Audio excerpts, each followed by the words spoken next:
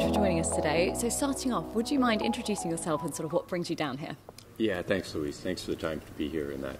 So I'm the CEO of Valeura Energy. We're working in Turkey, and to me, I've been coming to the council meetings for a number of years, and it's a really good venue to meet people in that. So to me, yes, I'll attend a lot of the sessions, but it really is about meeting other companies and potential investors.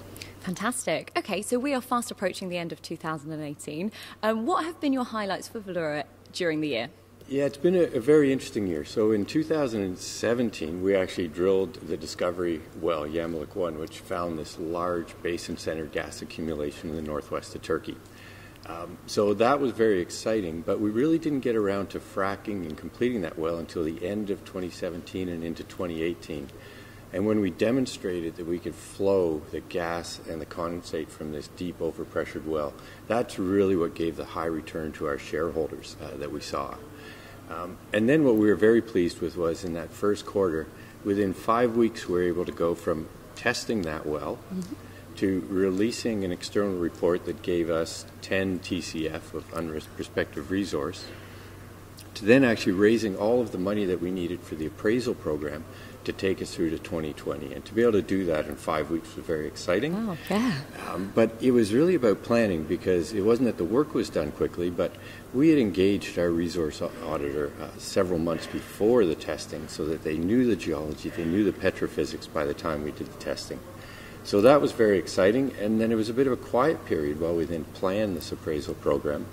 But we're looking at 3 wells to 5,000 meters and 15,000 PSI, so there's quite a bit of work went into that. And now we're into it.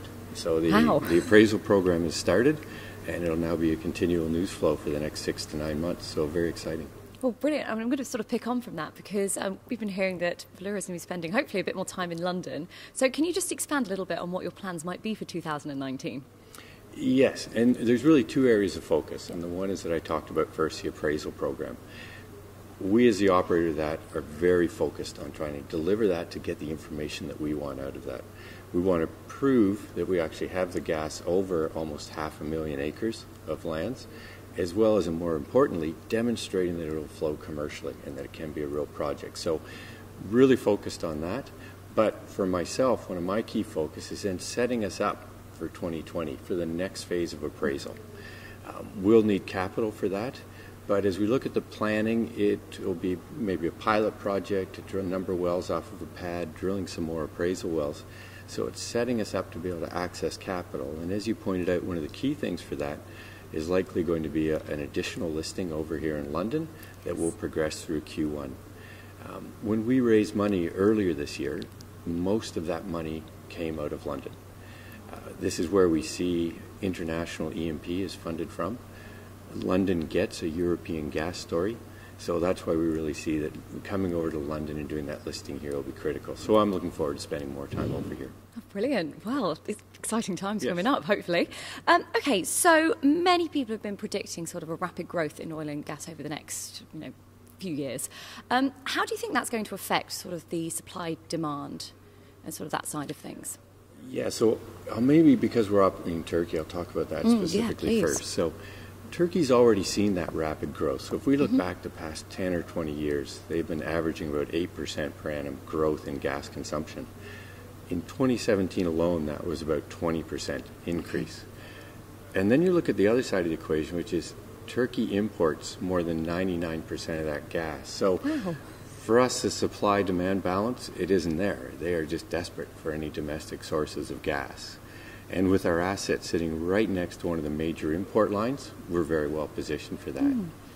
But you can take it a bit further because we're also up against Europe's border. So I believe that Europe will continue to be a demand center. There is going to be an increase in gas consumption within Europe. So with where we're positioned there, right up against the border, with Turkey's policy of where they want to be an energy hub, we still may have the potential to supply our gas as an export project into Europe, and we'll just see how that progresses.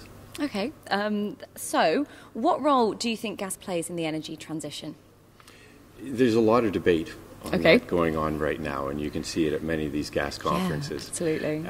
But I believe it is the correct transition fuel. Okay. I think that really we should be moving more into gas to really then try and get greener, but really to back away from the coal specifically and the oil, but the gas is quite important.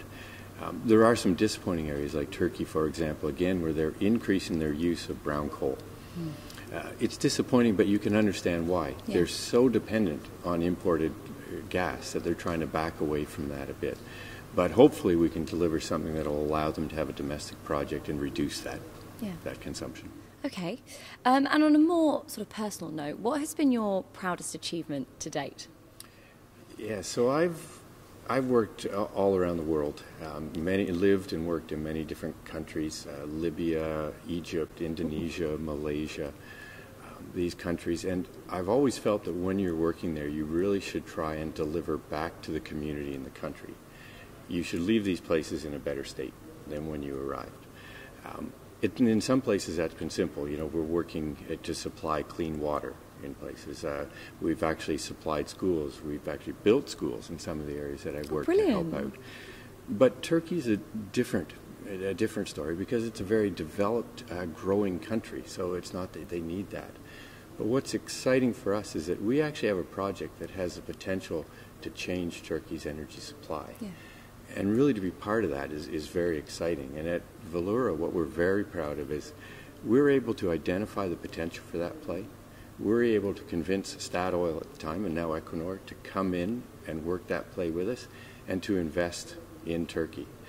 So for me, it's sometimes I kind of joke with the government or with the ministry when you meet them, is that as the CEO of an international oil and gas company, my job is actually to convince people to bring foreign investment into their country, so that we're able to do this. To get Statoil in at the time has been very exciting. So we look forward to what's going to happen going ahead. Sean, thank you so much for joining us, and I hope you enjoy the rest of the event. No, thank you very much. Thank Thanks you for your time today.